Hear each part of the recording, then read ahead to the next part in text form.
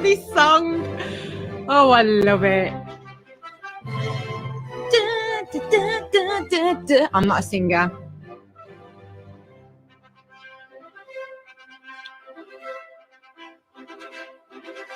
What a gorgeous piece of music.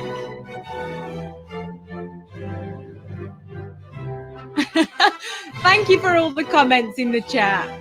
I love it.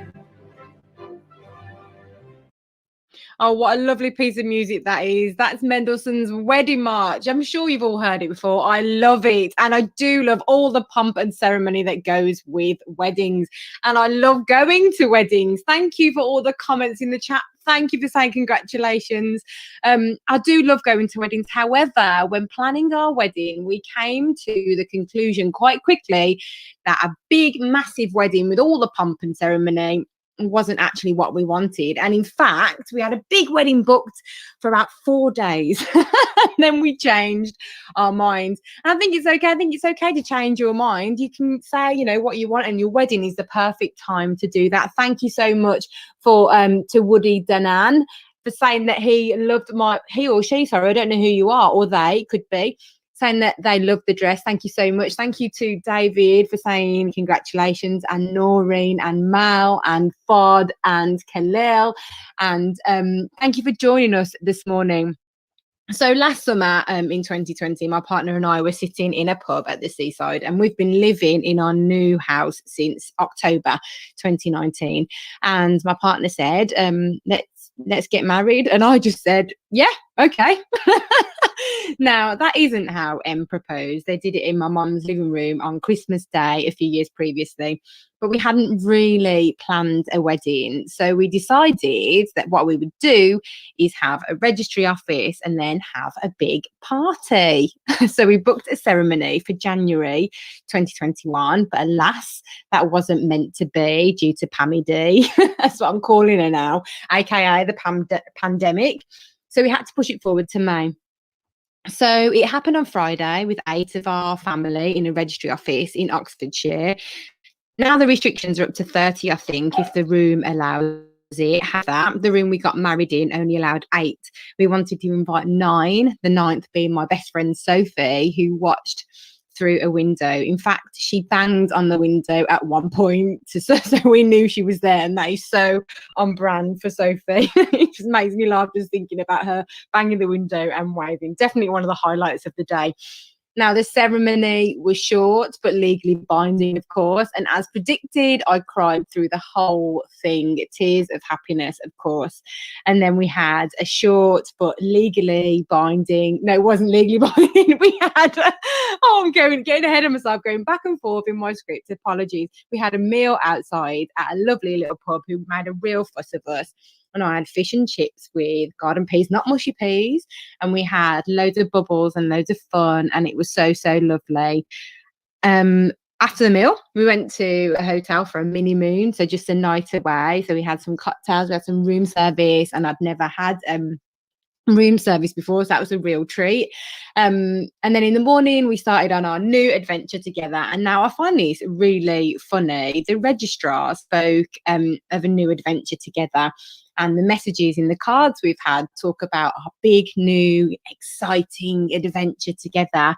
And the morning after our wedding, we began our big adventure at, wait for it, big adventure at Aldi. Yes, we went to Aldi and then on to Home Bargains. You can't get a bigger adventure than that, can you? Now, there is a photo on my Twitter page at A Ferguson Teach One if you're curious as to what I was wearing.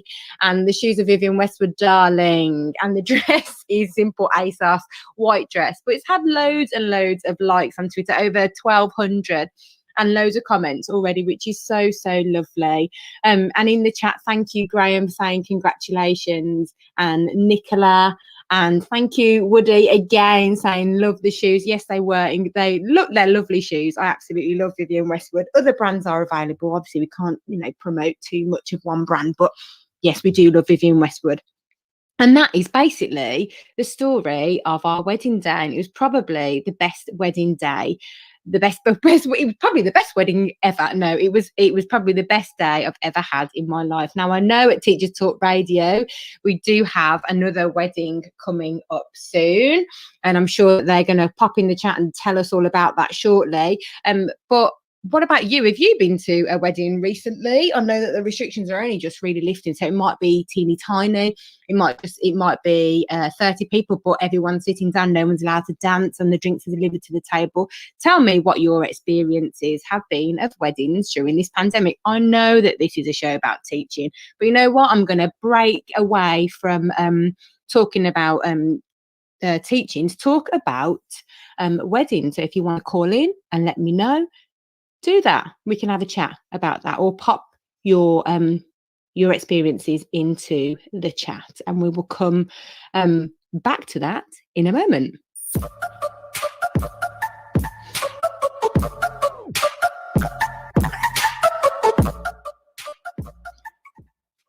So I'm usually here with the Saturday brunch, where we talk about food for the first 45 minutes and then a bit of teacher chat. I always say that every week, and it gets no funnier, but I'm saying it anyway. What are we having for brunch today? Let me know in the chat, or tweet me at @AFergusonTeach1 @TT Radio 2021. So let me know. I want to hear about all the lovely different breakfast and brunch options that you're having. A couple of weeks ago, I'd only had squash before I came on air. Today, I've managed a little bit more than that. Graham, one of our lovely Teachers Talk Radio hosts, thank you so much for swapping with me this weekend so I could enjoy my wedding weekend, Graham. But Graham has just had a leftover style breakfast: eggs, waffles, sausages and beans. Yum, yum, yum. I wonder, were they vegetarian sausages or were they meat sausages? What were they, Graham? Let me know in the chat, because you are here. I can see you, Graham. Thank you for the chat. Oh, they were pork and apple. That sounds absolutely gorgeous. I love meat sausages. And that is one of the things that I miss about being a vegetarian. So Woody is back again and has had a massive soya latte. They don't eat breakfast or lunch, whatever. You've come to the wrong show then, Woody, because what we do is we talk about food here. So you need to tell me what you're eating for the rest of the day. Oh, Mal is popped into the chat. She's having chili sausages on the barbie later. And talking of Mal's had her Mal special, I like to call it, orange juice, cornflakes with satsuma, banana and soya milk. That sounds incredible. Khalil is having saltfish this morning. Salty is had a Jaffa cake loaf. Not healthy, but absolutely gorgeous. I think cake, biscuits, anything like that, it's not prescriptive about when you eat it when you want to. If you want to have that for your breakfast, I say have it. Alice is having salmon fish cake with scrambled eggs. Now, this all sounds delicious. I'll tell you about what I've had now. You might have heard of Dairy Lee. Yeah, everyone knows what Dairy Lee is. But there's these things that you can get now in the pot, and it's like spreadable cheese, and it's like mature cheese. And I can't remember the brand. And even if I could remember the brand, perhaps we should give them an advert on Teachers Talk Radio specifically for the Saturday or Sunday brunch show. So I've had that with tiger loaf toast and a coffee, and then I've got a barbecue later. So what are you having? Let me know in the chat, or tweet me at @AFergusonTeach1 @TT Radio 2021. Woody is back. Woody loves food and will eat around 3 p.m. 3 p.m. till what time though? Doesn't sound like intermittent fasting to me, but it could very well be. Let me know what you are eating, and we'll come back to food a little bit later.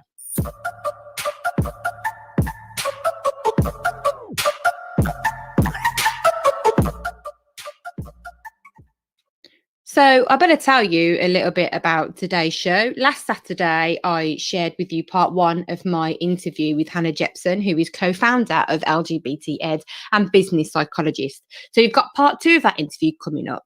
Hannah talks about managing change in schools and how to make sure that change continues to sustain impact long after the project has begun.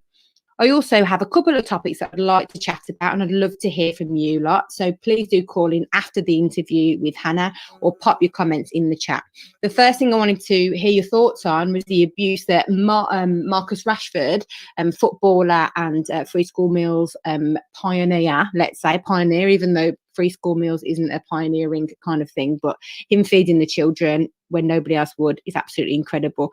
So going back to Marcus Rashford, the abuse that he has had on Twitter from a maths teacher. Now, I know that obviously, if you listen to this show, you probably share the same mindset as me. So you're obviously appalled by the racist abuse that Marcus Rashford has received. But are you shocked that it's come from a teacher with an open, not private Twitter account? What I want to know is, are you shocked that this is that it's blatant and it's disgusting behaviour from someone who teaches children, but also what can actually be done about it? If this person worked in your school, what would you do? If you were their line manager, if you were their colleague, what do you think should be done about it? What do you think should be the consequences? Do let me know. Pop a comment in the chat, call in, or tweet me at A Ferguson Teach 1 at TT Radio 2021. We are going to come back to it after the interview with Hannah. Then the second thing I'd like to hear from you about is, well, it's the time when people hand in their notice, isn't it? May the 31st, which coincidentally is my birthday. May 31st, yes, tomorrow. It's the deadline for September start. So I want to hear, who is moving jobs? Have you found a new job? Are you still looking? What advice do you have for someone who hasn't been successful in securing a job for September? Again, let me know what you think. Pop a comment in the chat, call in, tweet me at A Ferguson at I couldn't even remember my handle then, at A Ferguson Teach 1 at TT Radio 2021. I want to hear your thoughts. What have you got to say to yourself? You can't just sit there and listen and not say anything. Well, of course you can do that. You can just listen to my dulcet brummy tones if you'd like to, but you can't leave me hanging here, gang. I'm here on my own today. Help a girl out, call in, pop a comment in the chat, tweet me, send a smoke signal, anything. The first caller live on air will receive a TT Radio mug, whoop whoop, and they are a amazing thing to have. They're gorgeous. You need to get one. Now we have got Hannah's interview coming up after the news.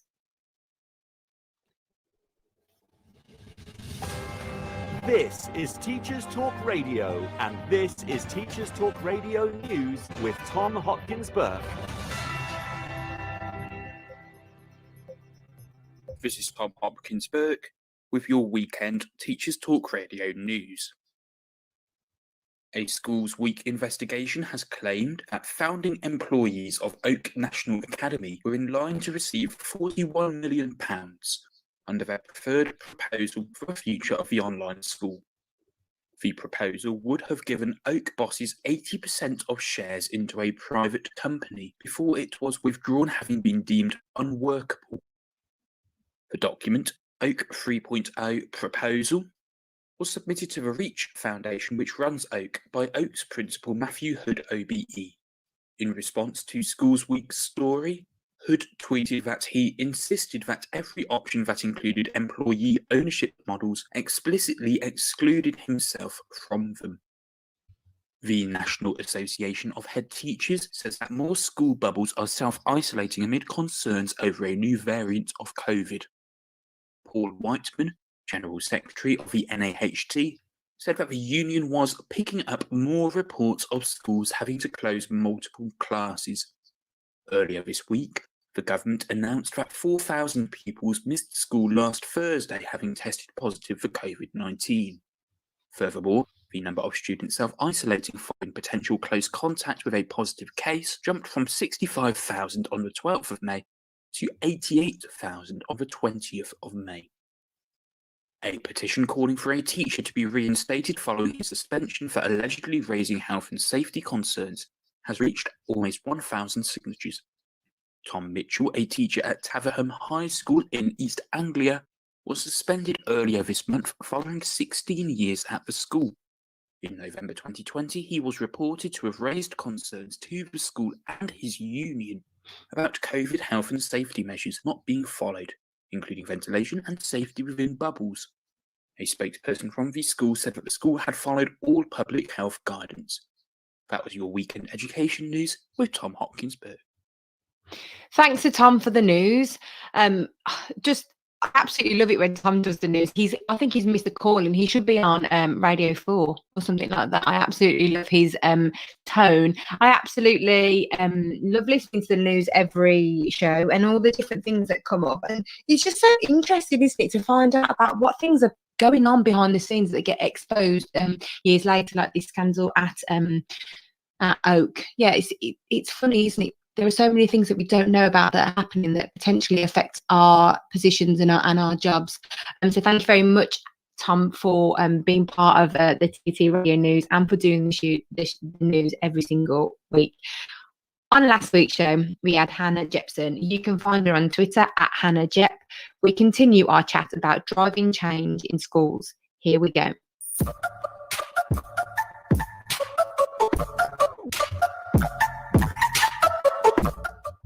So, thinking about change and change theory in schools, I know you've done a little bit of, well, not a little bit, you've done quite a lot of research around change and change theory and how we can overcome people being kind of resistant to change. If you had, let's say, one bit of advice for people who are leading, let's say, a big project and they have no kind of knowledge on change theory or change models and how would it work, what would be your go-to kind of change theory? Have a look at this, that will point you in the right direction. This is the way to start. What do you think? Yeah, I think for me, there are some great ones that are out there. To be honest, some of them aren't that accessible. The one for me that is one of the most accessible ones, and one of the ones that's easiest I think to adopt, is nudge theory. So nudge theory is a concept that came about, I think it was around 2008, by Richard Thaler. So and it's all around behavioral economics. So basically, he kind of said that telling people you've got to change didn't actually. So actually, he talks about nudge theory as being not a mandate. So the way he describes it as, for example, in a supermarket, putting fruit at eye level so people can see it and maybe adopt those healthier behaviors is a nudge, but banning junk food is not a nudge. So telling people, mandating behavior doesn't work. Telling people you can't do that, you can't be discriminatory, obviously there's a place for that if it's happening, but actually it won't affect in the long term real sustainable behavior change. So actually he talks about how can you, and in my work, when we're talking about diversity and inclusion, I'm asking people to really think about how can you nudge diversity and inclusion behaviors, inclusive behaviors in your workplace. How can you nudge it? How can you create the conditions in which inclusion becomes the norm? So a couple of examples of nudge theory, not in the education space, or not in thinking about diversity. So for example, if you think about our waste bins as we've grown up over time, our general waste bins have got smaller and smaller, and our recycle bins have got bigger and bigger. Now, that is literally a group of people in a government department called Behavioural Insights Unit that came up with an idea of how to reduce waste. And it was telling people wasn't working, but creating the conditions in which they couldn't produce a lot of waste has worked. So it's those sorts of things, if that makes sense. So it's like, what are the nudges for inclusion that you can create in your school? And it could be just a symbol, it could be just the language that you start to use. For example, in the LGBT space, it could be things like, using pronouns as a matter of course. That's a sort of form of nudge that would just help people to start having that conversation as a usual or normal thing. So yeah, if it piques people's interest, there's lots and lots of research out there about nudge theory, but for me, that's one that really resonates with people about, it's not about telling people you've got to do this, it's about creating the conditions in which changing is easy. Yeah, and talking about change and how we kind of get change to stick in schools and driving change forward in schools, is that something that you do kind of as part of your business as well, in terms of the service that you provide? Yeah, so like I said, it can be from a small training session to a big piece of change work. And so for me, that's really going back to kind of square one and thinking, where are we now? what do we want to change? What are the success kind of metrics that we want to see? And for me, like I suppose when I do this work, I talk about the 4 P's. So like when we're doing this work, it's about philosophy. So what's your philosophy around that particular thing? So diversity and inclusion in this case. Policy. So have you got the policies to back up that philosophy? Process. So are all your processes, for example, inclusive? And then practice. Like, do we see it lived out in everyday kind of practice in schools, etc.? So yeah, I do that sort of work where I'm hoping to affect, you know, real sustainable change. And like I said, that could be a combination of me supporting that leadership team to do that work, plus some, you know, whole school training or whatever. But it's always, you know, often like a blended approach to making it more sustainable. Yeah.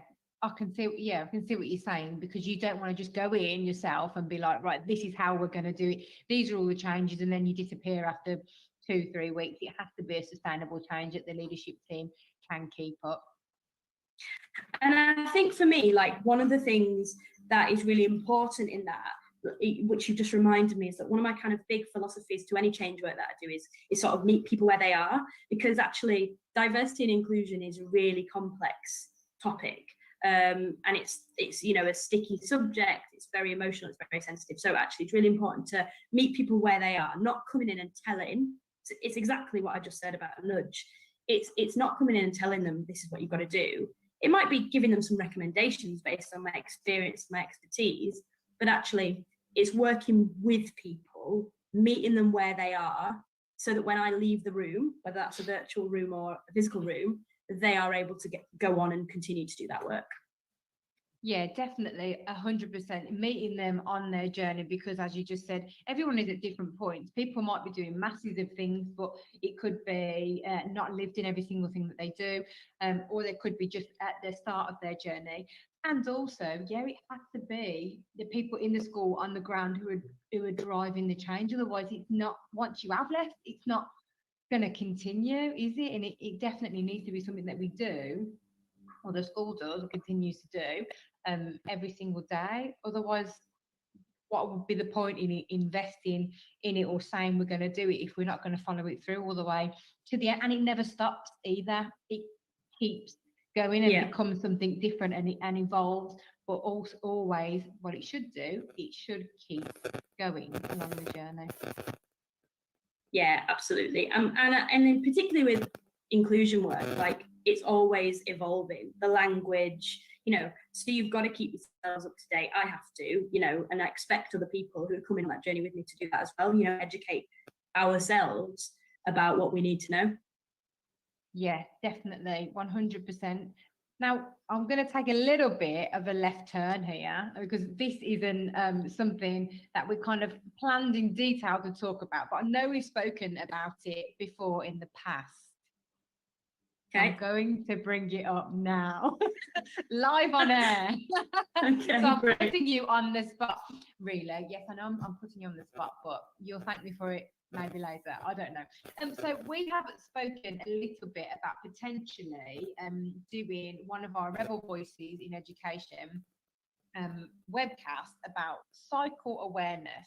So what I'm thinking is that we can kind of talk a little bit about what we think that would look like, and perhaps if we can get some people involved who are listening to the show and their thoughts, and that could be something that we could look forward to doing as a webcast in the future. So let's just have a little bit of a think. What were your ideas around a cycle awareness webcast or an event or a conversation that we could be having around this? Yeah, I mean, you definitely put me on the spot, but that's fine. You're welcome. You're welcome.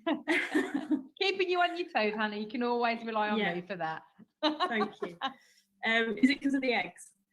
Yes.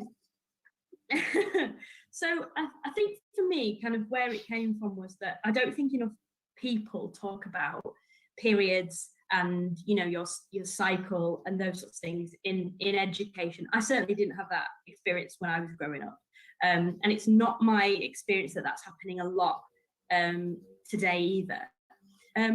So, and from my perspective, I suppose, as a queer person who probably sits somewhere in the middle of the kind of gender kind of spectrum, I would, consider myself to be, gender queer, gender fluid, whatever. I haven't for a long time hadn't connected with my, physical body in the same way that some of my female friends who really strongly identify as women connected to it. And so I was experiencing loads of cycle related,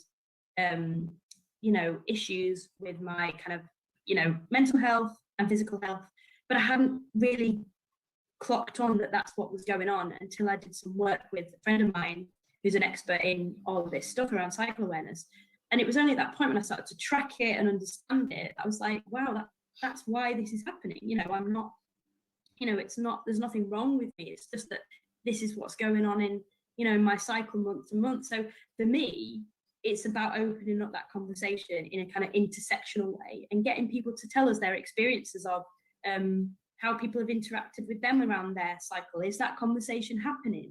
Are we talking about it beyond the kind of biology of it? Are we actually talking about how it makes us feel? And actually, are we talking about how we can support people who menstruate on their journeys in their school careers or in their professional careers or whatever? So that for me would be a really important thing to talk about.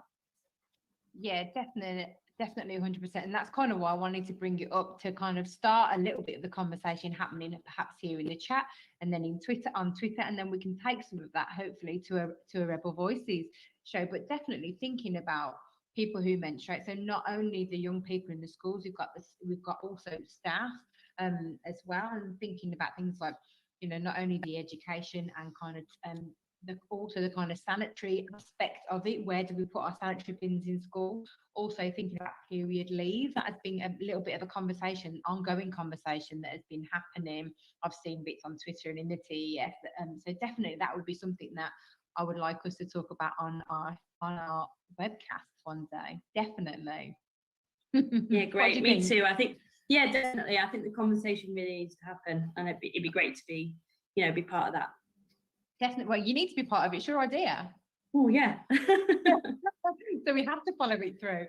So Hannah, we are coming to the end of our chat, and thank you so much for coming on the show today. It's been a pleasure as always talking to you.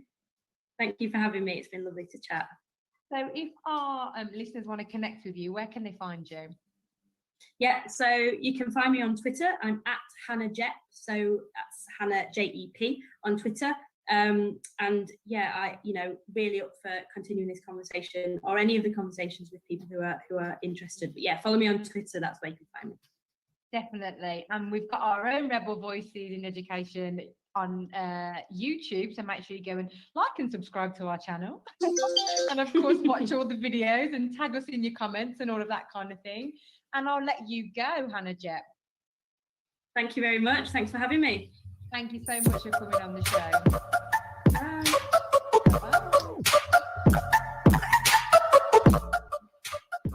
So fab to chat to Hannah, and as she said, you can catch her at Hannah Jep on Twitter and get involved with her at LGBT Ed Chat on Thursdays. Now, we've had some comments in the chat, and I do definitely think that periods is something that we need to talk about. I remember my period education in school. We had one chat in year 5, and then in year 7, they separate the boys and girls, and then they give the girls a load of sanitary towels. That's all I remember at school, other than the biological aspects of it. But Hannah's definitely right. We need to talk about how it makes us feel. We need to consider things like period leave. We need to consider things like how it affects us physically, how it affects us, how it affects our mental health at the time. Woody has said that she thinks it's very important to talk about this. Everyone needs to know, because we all experience periods, either personally or through our friends or family members. Yeah, definitely. I think the boys, the girls, and anybody in between, we all need to have that chat together, definitely. And as I said, you can like and subscribe to our Rebel Voices in Education channel on YouTube. I feel like an influencer when I say that. I feel like an influencer anyway, especially yesterday after all of the wedding videos and photos that have been putting up, I feel like I'm nearly there. But seriously, do go and watch Rebel Voices in Education webcast. There's loads of bits and bobs that you could be interested in, and some of people that you've probably heard from on Teachers Talk Radio already appeared on Rebel Voices in Education. Hopefully we will be doing a series too. And Mal, one of our lovely hosts, never talked about periods in primary school, but she does remember one chat by nurses, just girls in secondary school. And Noreen says tune into her show on Wednesday when we'll talk about periods. Brilliant. Thank you, Noreen. I think it's so important that we have these conversations. I know we kind of had a little bit of a chat in the host chat about the different angles that we can go down with periods and cycles and menstruation, the talk about it. And I'm so pleased that you are actually doing that show, and it's really, really soon. So great. Wednesday, HB History, that's our lovely Tom Hopkins Burke, has said Noreen has got a great show lined up. I will make sure that I'm tuned into that. I can't wait. I just think it's so important to talk about it and not feel awkward. It's just it's a bodily function. There's no shame in it. Let's talk about it.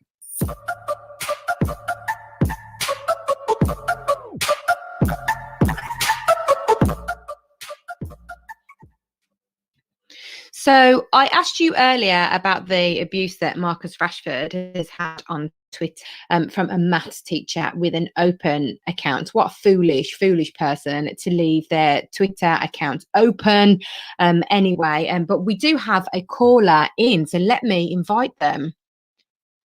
Oh, hello, caller.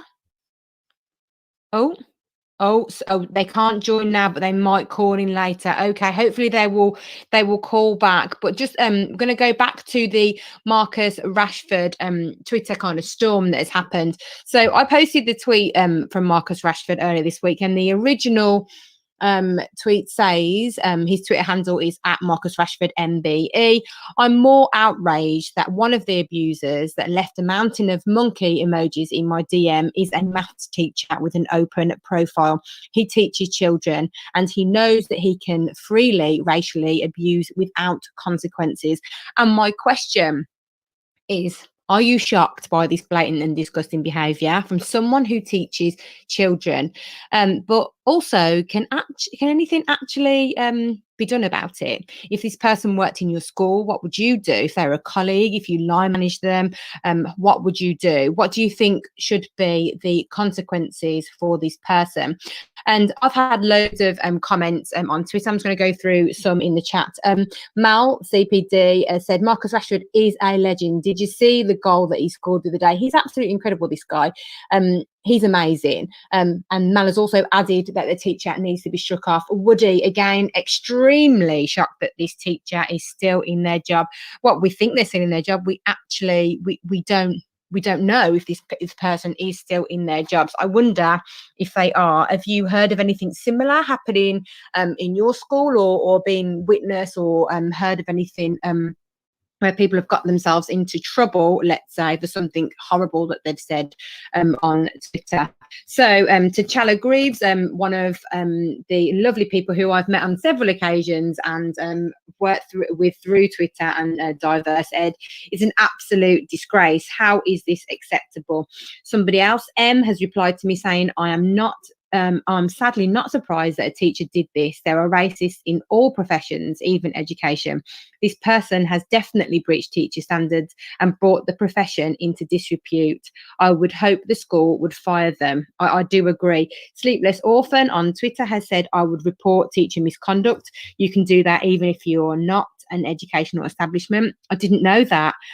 Palm Plumber has said, it completely breaches the teacher standards. Does Marcus Rashford know who it is? If the school knows, then he should face, they're assuming that it's a he or she. Oh, wait, did he say it was a he or a she? Yeah, it is, it's a he. And then he should face disciplinary at the very least. Miss Williams has said, I'm really shocked. Racism is a hate crime. Plus, we are held to account by teacher standards. TS8 make a positive contribution to the wider life and ethos of the school. I'd say that the teacher brings the school and profession into disrepute. I absolutely agree. And Jessica AB absolutely agrees. It's abhorrent and abusive. replying to, so Positive Image Project says, and there are naysayers who still believe racism is not an issue. #deluded. Teach M, Miss MZ Boo Boo on Twitter says criminal record and sacking without ever being able to return to the profession in any capacity.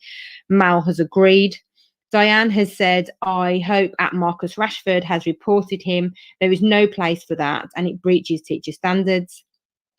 Stephen Wiggins has said, sadly, it was amongst 70 others that also abused him that day.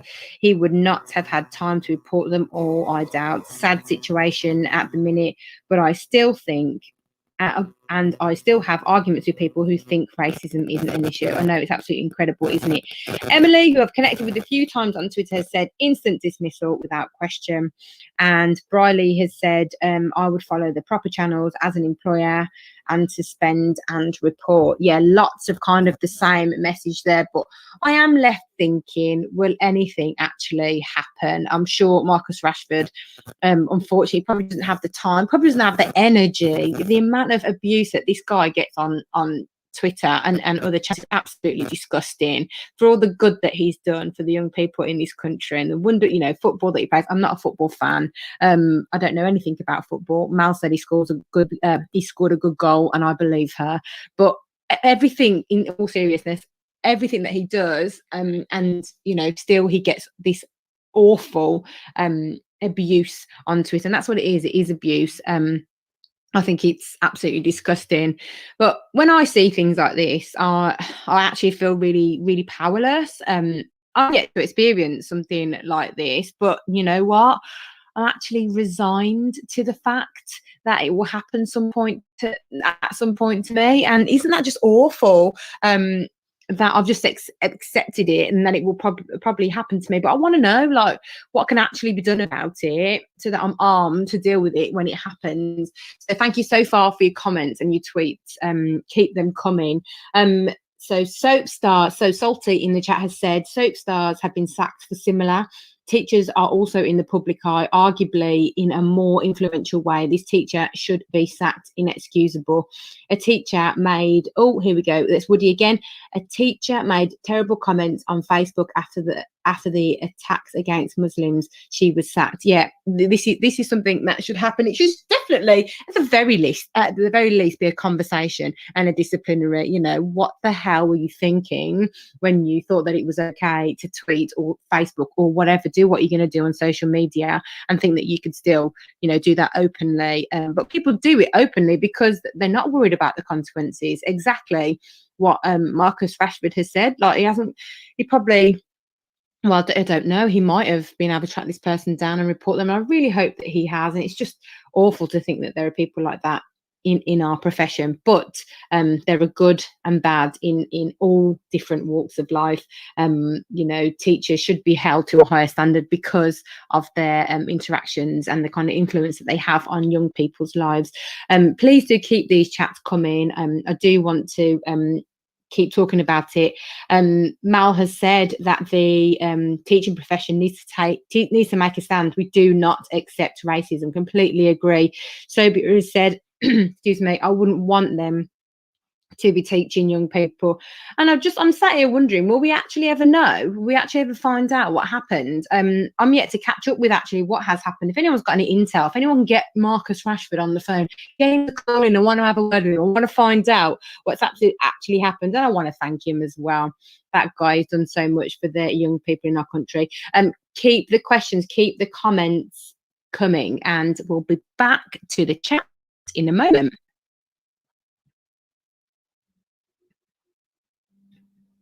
Any second now, my funky music will play. Here we go.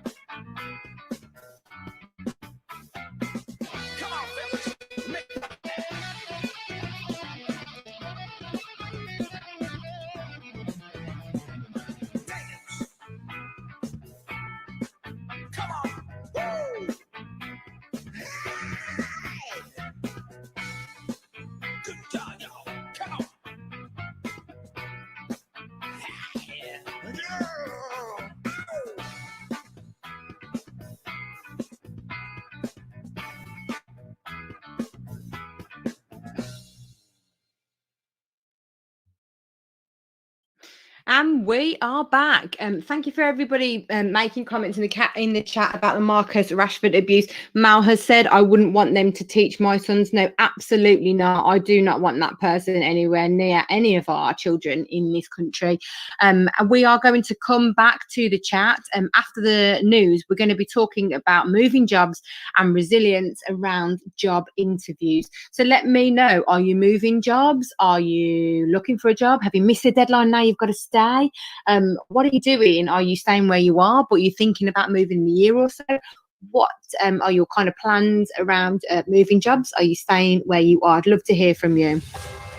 This is Teachers Talk Radio, and this is Teachers Talk Radio News with Tom Hopkins-Burke. This is Tom Hopkins-Burke with your weekend Teachers Talk Radio News. A Schools Week investigation has claimed that founding employees of Oak National Academy were in line to receive £41 million under their preferred proposal for the future of the online school. The proposal would have given Oak bosses 80% of shares into a private company before it was withdrawn, having been deemed unworkable.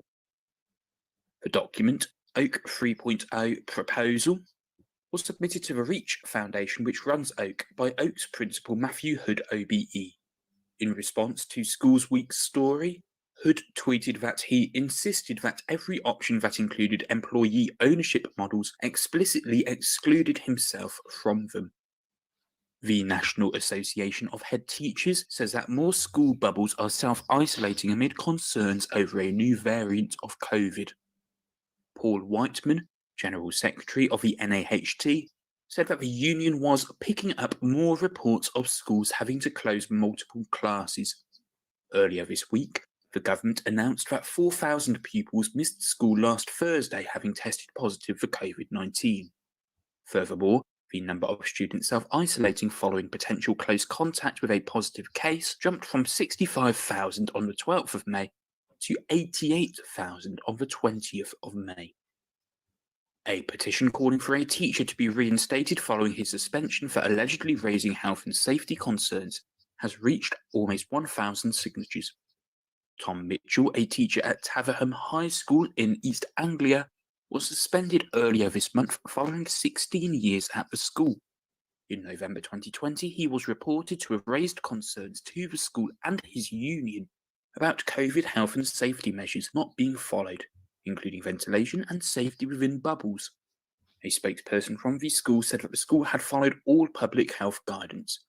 That was your weekend education news with Tom Hopkins-Burke. So we are back, and you can call in at any point. I want to give out this mug that I've got. Come on, we've got a Teachers Talk Radio mug. I want to hear what you guys have to say for yourselves. Don't just sit there. I'd like to engage with you in the chat. You can tweet me at A Ferguson Teach One, or you can call in. And I want to give this mug away. You're going to get the first person to call in and be live on air will win the mug. So May the 31st, which is tomorrow, is the deadline for September start. So I want to hear who is moving jobs. Have you found a new job? Are you still looking? What advice have you got for someone who hasn't been successful in securing a job for September? Has anyone missed the deadline and now they're stuck where they are? Now, that's happened to me before. I have felt obliged to stay for a whole year because I've had year 11 classes. Because I used to teach GCSE drama, BTEC production arts, BTEC performing arts, BTEC acting, all those kind of level 2 performing arts qualifications. I never wanted to leave mid-year whenever I was looking for a job, because I always felt that I'd be itching up the year 11s in the next year. Does anyone else feel the same as that? I wonder. I can't be the only teacher who can't face leaving mid-year. Sometimes I understand that people do leave mid-year, and for a number of reasons. Sobia saying that, yeah, she kind of, I think that's, yes, she does understand that you don't want to leave year 11s mid-year. And I think in performing arts subjects especially, we all work so closely together, and they're usually quite small classes, and if I left mid-year, I just wouldn't be able to forgive myself. I think it's bad enough leaving at the end of their year 10 year and hoping that everything is in place ready for September, and someone will pick it up and carry on where you left off. But I couldn't face leaving mid-year, so I've had to wait a whole another year. But that's how they get you, isn't it, in teaching? They hook you in. Alice Arnold, who is one of our hosts on Teachers Talk Radios, has said that she has had 4 job interviews this year and has been told every time how great she is.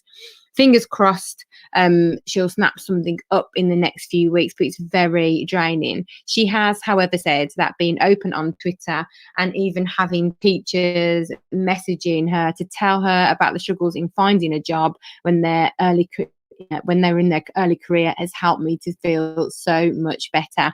Alice, I hope that you find something if you are looking. I'm unsure as to whether or not you're still looking, or if this is kind of old information, but I'm wishing you all the best on your journey to the right fit. And that's what it is all about, isn't it? It's about finding the right place. And we've spoken a little bit about this previously on the show, but the idea that when you go to a job interview, you're interviewing them, you the candidate, you're interviewing them as much as they are interviewing you for the job. You are as much in control of the choice that is made that day. The choice lies with you.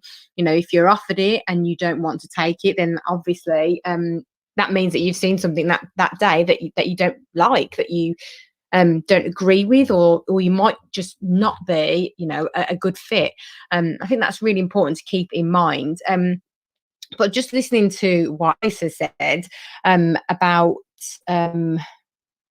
that it's very draining. It is, isn't it? When you're looking for a new job, there's a whole process that you go to. First of all, you've probably took a bit of time to consider the decision that it's time to move schools, for whatever reason you might be moving schools, and it's so consuming preparing everything that you need while doing the application in itself, and then being invited to interview. If you're anything like me, you might have very different interview outfits to consider, especially teaching a practical subject. I need to wear flat shoes, but I want to look professional, so sometimes I feel a pressure I need to wear like a heeled shoe or something like that. Anyway, less about clothes, more about the application process.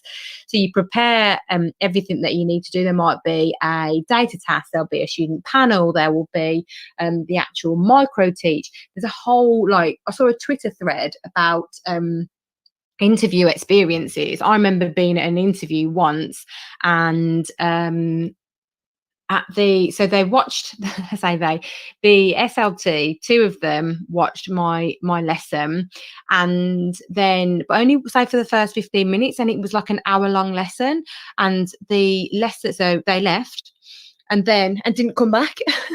So I kept going, and the bell rang. So I just sat them all down, got them to prepare themselves to get ready to go, and then they, and then dismissed them for break time or wherever it was that they were going. And I knew then in that moment, because I've been left with these young people for about 40 to 45 minutes, no one had even come back to check whether or not the young people had made progress in the lesson. They didn't know who I was. I've been left in a room with, I think it was like 30. I think it was year 8 at the time. I taught my lesson and dismissed them. No one came back. I just sat and waited in the room for the deputy head at the time to come back and say, oh, have they gone? I was like, yeah, they have gone. But also in that moment, I knew that job wasn't right for me.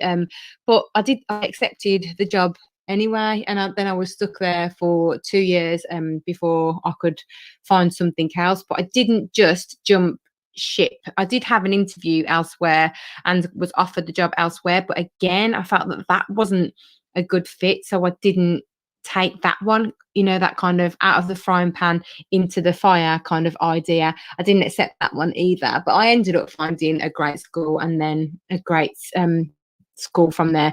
But yes, Woody, you're absolutely right. Teacher guilt must stop. We feel so guilty. It feels like you've abandoned them. You know, it's if you leave mid-year, and you shouldn't feel like that. The teacher guilt that we feel around things like marking and the pressure and, you know, everything like that. You just want to do the best for the young people, but then it feels like you get suckered into things that you're not ready for, or you know, your home life gets sacrificed. But Sobia has just said she was going to message the same thing. I think you're referring to don't jump in from one job that you hate into another job that you potentially aren't a good fit for or isn't right for you. Yeah, I agree, Sobia. Don't just go for anything. So true, says Graham. Woody saying that she left 3 times mid-year and it was sad each time. Yeah, I can imagine. I can relate. I feel guilty leaving year 10s going into a year 11. But how do we, going back to thinking about when you have those disappointments, how do we develop that resilience? We talk all the time in schools about resilience for the young people. How do we develop it in ourselves? We do so much. It consumes us looking for a new job, preparing for the interview, etc., etc., etc. You go in there and smash it. You don't get it for whatever reason. Perhaps the feedback isn't useful. It isn't helpful. And you know, you need to apply somewhere else. Scott, thank you for chatting here.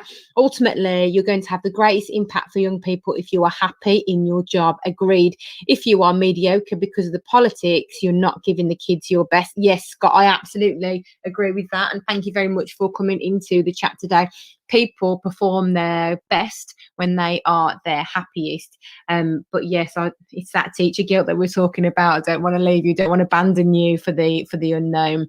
And then Woody has said opportunity can't be missing at times, you just have to take it. Yeah, I do agree. You should be able to put yourself first in teaching, and I think that kind of ties in with what Scott is saying. If you're mediocre, then you're not giving the children your best, and that is where you're going to have the greatest impact, when you are giving the young people their best. So thinking about resilience, what's your advice around that? If you're listening, please tweet me at @AFergusonTeach1, @TT Radio, pop a comment in the chat or call in. We haven't had a caller yet. I'd love to talk to somebody about resilience and what they think.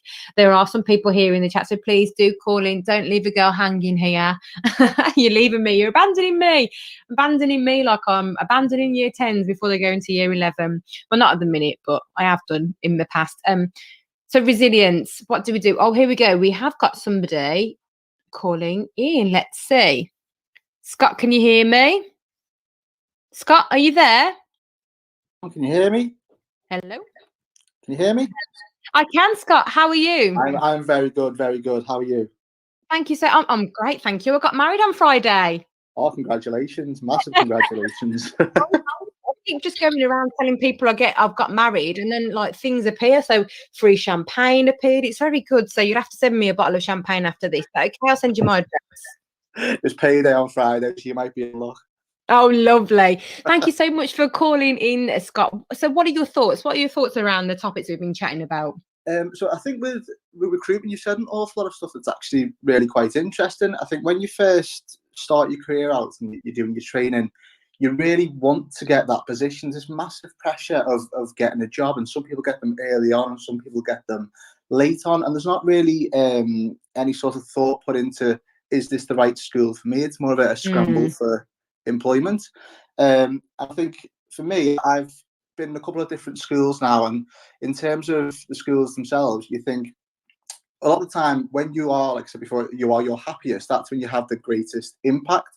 And one of the common feedback, one of the common points of feedback that people tend to get is, oh, you're not the right fit for the school, which seems quite a generic comment, I think, at first glance. But actually, the leaders of the school know what fits with that school. And sometimes it's not that you've done wrong at all during the interview. You might have done the best lesson. You might have given best responses in the interview part itself. Just because it doesn't mean you've necessarily not performed well. But schools tend to perform best when you've got an ilk of people. So Sometimes you'll go into a school and you'll think this is not for me, and you'll notice Yes. the school's quite cliquey and everyone's very similar, and they'll be different to you. That doesn't mean that it's not a really good school. It means the school knows what works well for its context, and everyone's sticking with the same ideas. Yeah. And bringing someone in outside of that they may be a really, really good teacher, but for the whole school community, it mightn't have the greatest impact. Yeah. So I think my advice, obviously, after 10 years of teaching, is basically don't take that personally. This idea of a fit for school is actually something that's really quite important for leaders. But it's something that's not tangible a lot of the time. So we sort of go away from interviews feeling deflated, but actually that's external. There's nothing really we can do to change that. Yeah, definitely. Is that an experience that you've had in either as somebody who's been looking to recruit or as part of or being part of a recruitment process? Have you ever had that kind of feedback where they've said it's not, I don't know, you don't, not that you don't fit, but it's not at the right fit? Yeah, I think for me, I've been to an interview before and researching the school and looking externally, everything seemed like it'd be a good fit for me. And then I went along with the interview process, and I was going through, I thought, this is not for me. The feeling just wasn't there. And obviously all the members of staff were really, really nice, but you could see it's sort of like going to a party and you don't sort of fit in.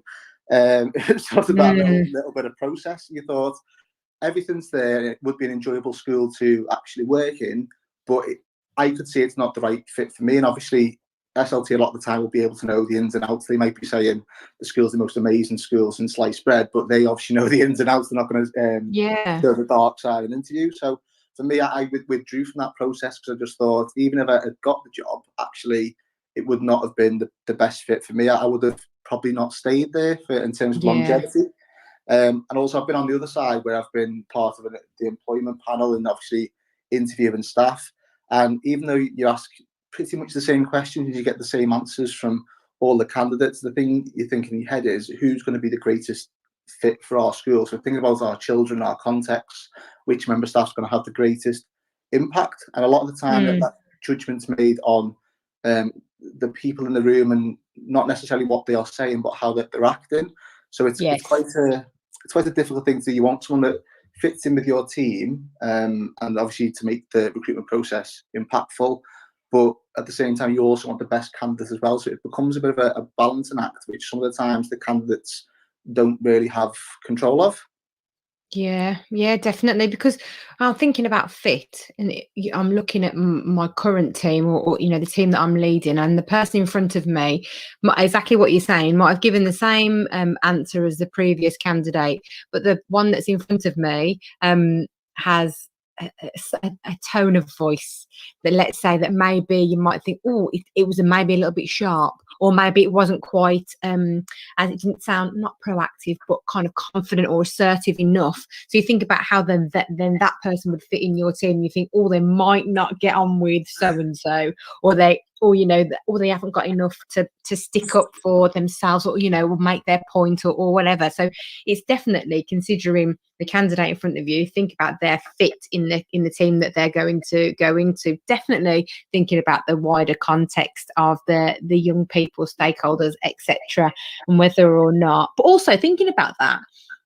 What if you're thinking we need change, and there's somebody who is a disruptor? Yeah, and thinking about that. Yeah, I mean, it's a good point to look at as well, because I always think in terms of leadership, one of the biggest problems that can be is recruiting people that are very, very similar and then tend to just agree, because you think, I want to have less kickback and we're going to move forward. And it's sort of like there was a film, I can't remember what it is, but it was sort of like the 12th man or whatever, that is whatever everyone else agrees, they turn around, they've got to say no. And I think a lot of the time when it comes to leadership, it's also important to have that one person on your team that no matter if they agree or they don't agree, they ask the question why. Yes. Just to make sure you understand why you're making the decisions and what impacts they're going to have. Definitely. So that disruptive voice sounds quite, because we associate that with someone who's kicking up a fuss, but thinking about challenging, but in a supportive sense. I work with somebody, actually line manage somebody who I think who is great, and he's been on my show before, Paul Scott. But he's one of those people who will challenge what you were saying, and so that he understands what the intended impact is. But it always comes from a very supportive place, and it comes from it comes in a tone that is how can you say it, like soft and not shouty. Do you know what I mean? I think if someone was like shouting that what he was saying to me, I'd take it a very different way. But it comes in a kind of way that is challenging and supportive, but it also sometimes makes me realise actually the message that I have given isn't clear. It hasn't landed, and that for that reason people aren't going to be on board with what I've said. So it is useful, and if you can take it, to have somebody like that in your team that keeps you kind of thinking and wants things to be clear for them. Yeah, and I think for me, particularly when I've led a much bigger team, so I had a team which was 8 departments, and it was a massive department. And each, obviously, departmental meeting would nominate who would be the critical friend, we used to call them. So your job is to basically ask the questions that no one else wants to add, and would take turns to piece. So it wasn't just the same person. It didn't become a just someone being, like you said before, this idea of disruption. It was someone that was there to hold us to account, essentially the governor of meetings, should I say. Yeah. So you at the minute then, Scott, where are you? What's your job? So currently I just secured a new position, starting in September. Congratulations. So thank you very much. And the best part about that is the school has a school dog, an emotional support dog. Incredible. I know. It's amazing. Do you know what the dog's name is? You're going to have to tell us what the dog's name is, or come back into the chat another time and tell us. Do you know? Yeah, the dog's called Millie. She's my best friend already. She lives in your office. She's your emotional support dog, really. Yeah, I was basically just following her around school. I love that. So for me, I've obviously dabbled into leadership quite a bit. So I moved into a head of humanities role as a second year in terms of my teaching. I've sort of stayed the middle leadership level and really focused on development of SEND. Okay. So I've obviously trained as a SENCO and then tried to develop that. And then my current role is head of geography, and I'm moving to be similar role, head of geography, but then with a real focus on SEND, with a role within the SEND support team. So it's something that brings together my passions in terms of leadership. Yeah. So do you think you'd move to be SENDCO, like that, as that being your responsibility within a school? I think I'm at a point where I'm sort of in the middle. I'm undecided, because when it comes to, I think, being a full-time SENCO, it'd be a role that I think takes an awful lot of paperwork and an awful lot of not spending a massive amount of time with the students, which is quite sad. It'd also take me away from my subject. So I'm sort of in the point where I want to do both, but in a way that I'm going to spend most of the time with the students, which is why I've been so lucky finding this position, because it's like a needle in a haystack. But for me, I feel it's a really, really good fit for where I want to be. I'm still in the classroom, but also I'm able to follow that SEND passion as well. So is this your, sorry, I'm gonna ask you loads of questions now. Is that the first interview that you've had this year? Is this the first time you've tried to move from your school? No, I think this year there's been quite a big issue with recruitment. I think it's been quite competitive, and I speak to a few friends, and I was saying that in terms of applying for jobs recently, there seems to be more internal applicants. There seems to be a lot more people applying for jobs. And we were trying to discuss, obviously, where this was coming from. We said that obviously lots of people during the pandemic weren't moving. They just stayed because they didn't really know what was going on. So there's been a lot of shifting in that respect. But also there's an awful lot of supply staff that have been treated terribly, I would say, during the pandemic. They've had no income whatsoever. So there's an awful lot of people looking to move into permanent roles, which I think has increased the competition. And there's also a lot of staff, I'd say new teachers that trained last year and trained this year, that are looking to move into the profession. So it's sort of become a perfect storm in terms Yeah. of securing jobs.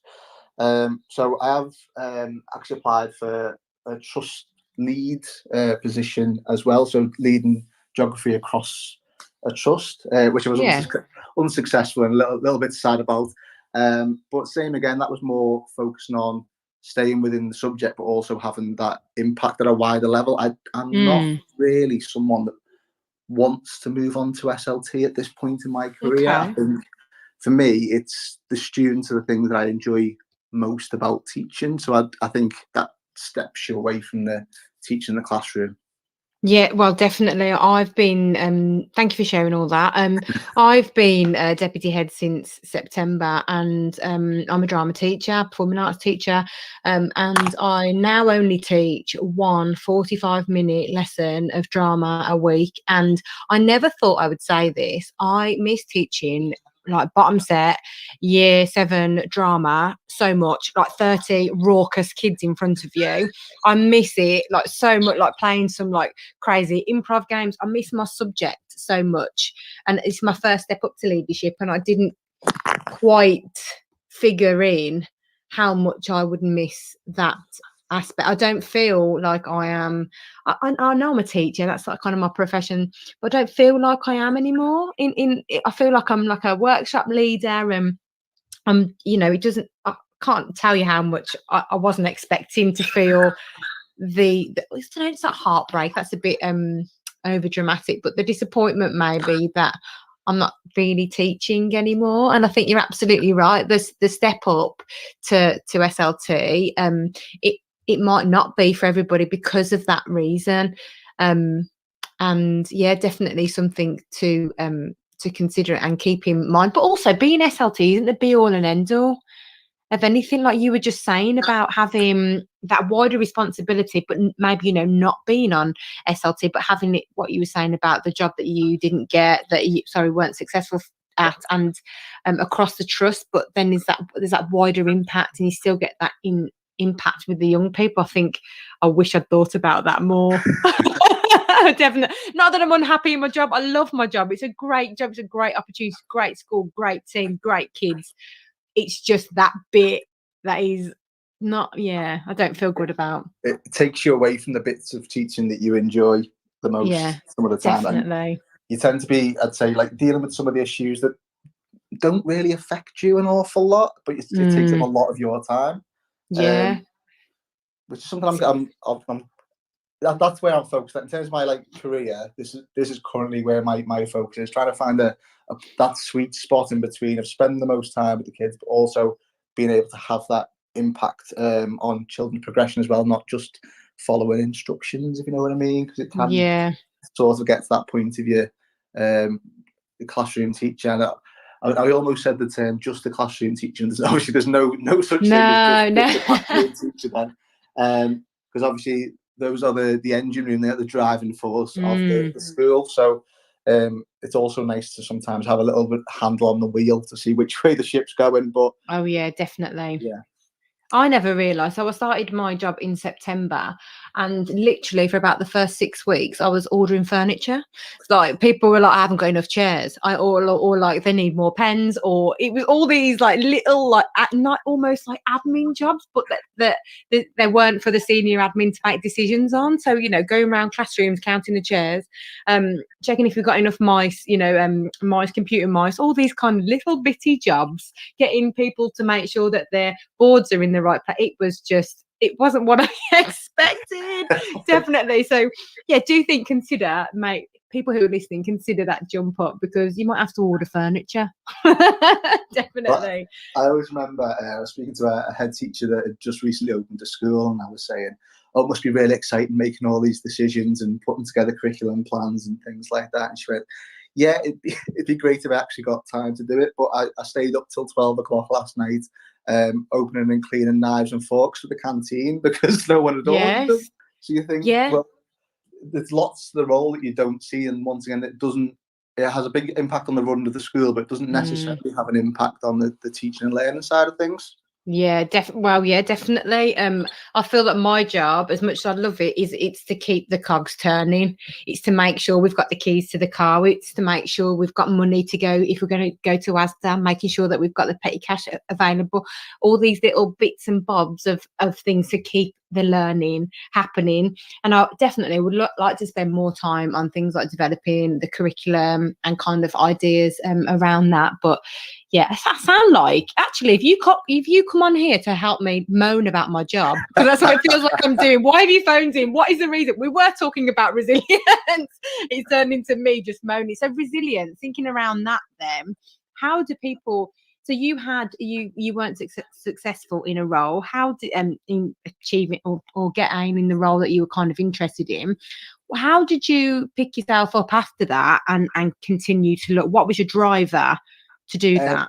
I think for me that the role I'm currently in, I'm very, very happy with in terms of the department. So when I first started, because it was a new school, there was nothing there. So it feels very much like my baby when it comes to, I know inside and out, like everything that's been done, I've worked my team to develop from the beginning.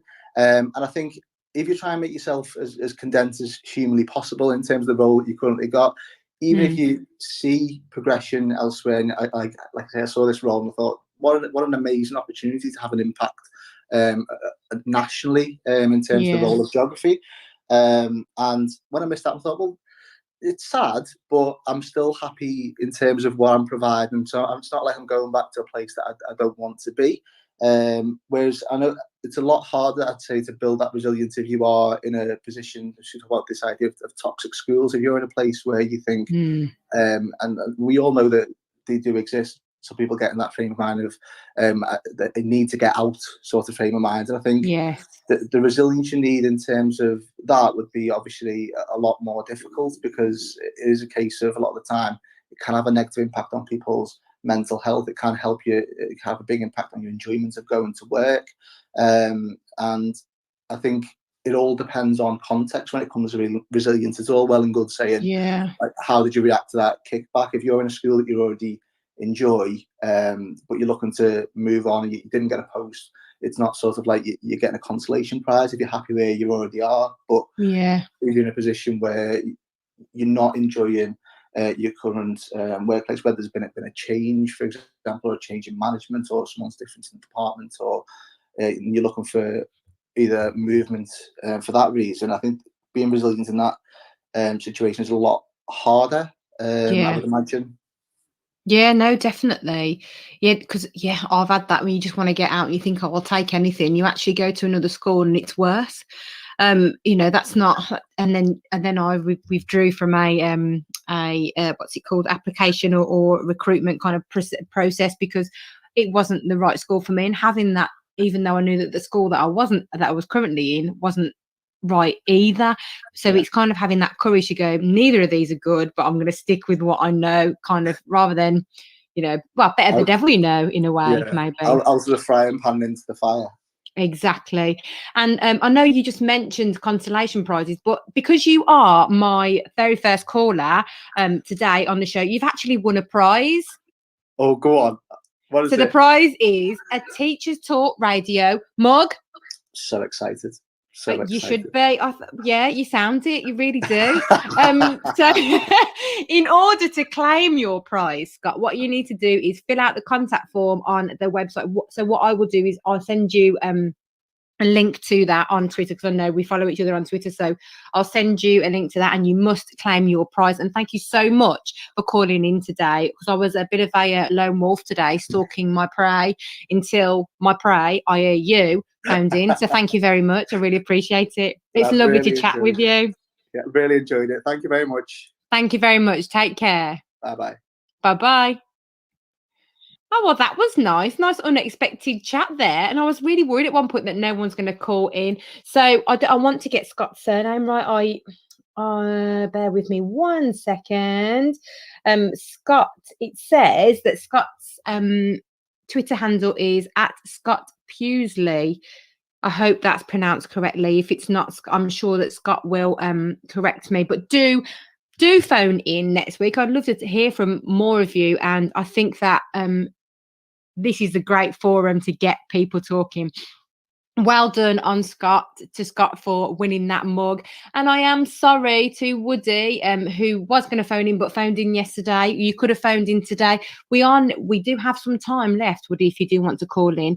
But Woody said that she has had a very similar experience to Scott.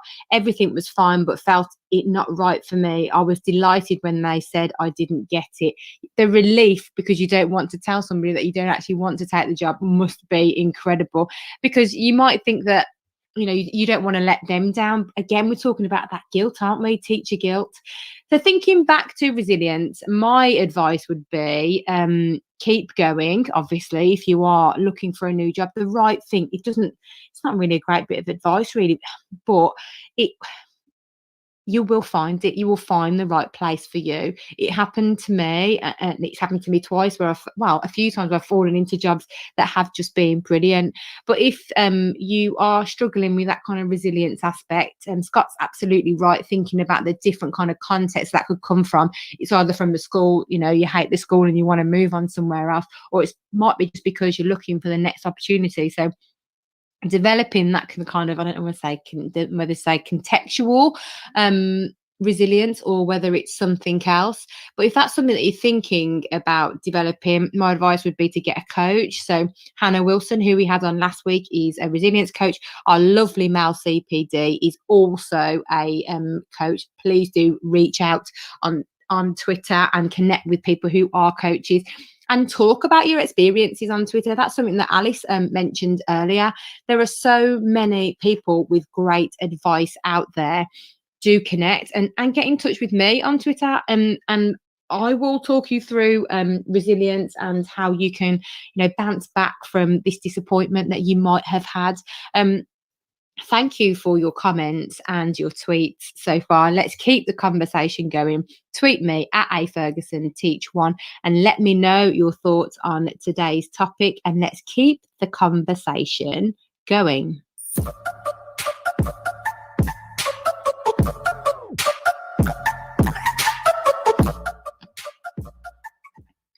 Thank you for joining me on today's show and coming along with my freewheeling journey, riding solo for most of the show. I really appreciate that. Thank you to Scott for phoning in. Thank you to Hannah Jep for part 2 of the interview.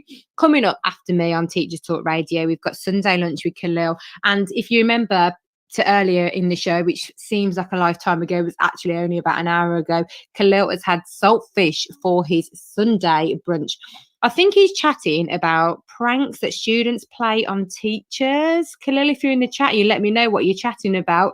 Yeah, my students love to play pranks, but they're actually quite rubbish pranks. The main ones are tapping you on the shoulder and then hiding, or jumping out from behind things and shouting boo. It's not very imaginative, but I'm not sure I could handle a proper prank, like anything like, I don't know, drawing pins on my seat or anything like that. Good old school one. Make sure that you tune into Khalil's lunchtime show if you want to hear about heart-stopping pranks and other chat. Thank you for joining me this week. Thank you to Tom for the news. Thank you for engaging in the excuse me. Sorry, I think I just swore by mistake, but just ignore me. Thank you for chatting in the chat, your comments in the chat. Connect with me on Twitter at @AFergusonTeach1, at TT Radio 2021. I'd love to hear from you all. And if you fancy being on the show, please do send me a message at Teachers Talk Radio. We're really keen to find new voices. If you've got something to say, get in touch and I'll get you on my show so you can tell me what you are having for brunch. I'll catch you next Saturday. Have a fabulous week and enjoy every single moment of your half term.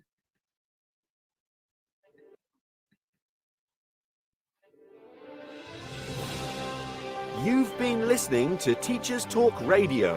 Tune in live and listen back at ttradio.org. We look forward to hearing from you next time on Teachers Talk Radio.